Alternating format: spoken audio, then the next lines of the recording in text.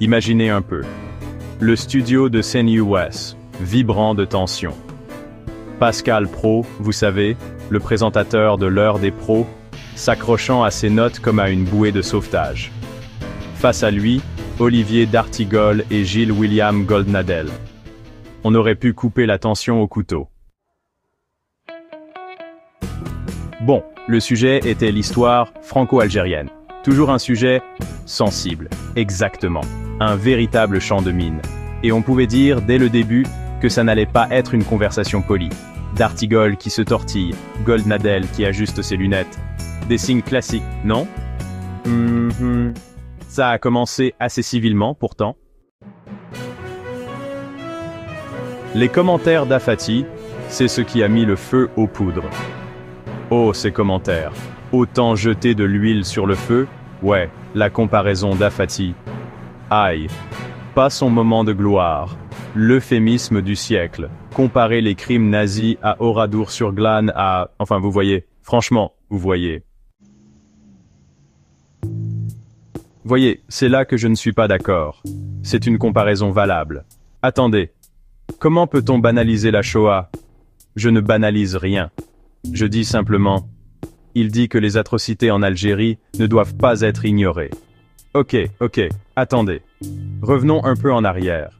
La guerre d'Algérie, une affaire brutale et sanglante, laisse des cicatrices profondes, n'est-ce pas?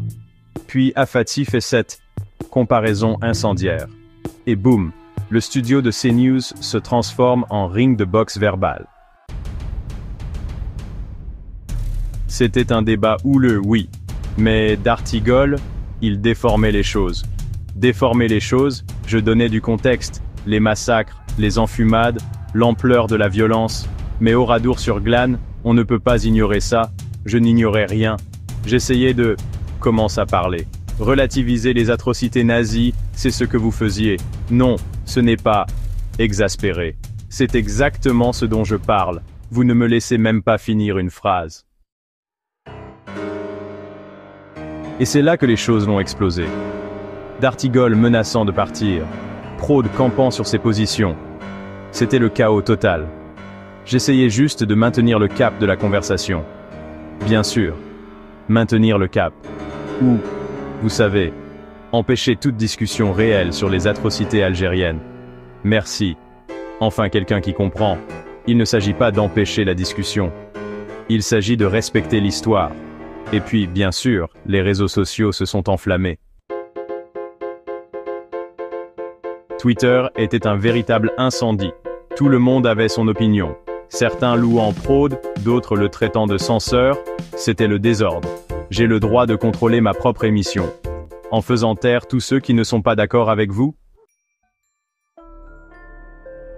Toute cette histoire, vous savez, c'est plus qu'une simple dispute télévisée. Il s'agit de la façon dont nous gérons notre passé, comment nous abordons les sujets difficiles, il s'agit de liberté d'expression, de mémoire historique, c'est compliqué. Et honnêtement, c'est assez déprimant. Je veux dire, je me souviens de cette fois où, faites une pause, comme s'il allait partager une anecdote personnelle, puis s'interrompt. Laissez tomber. Ce qui compte, c'est que ce débat est loin d'être terminé. Merci de bien vouloir activer la cloche et de cliquer sur j'aime.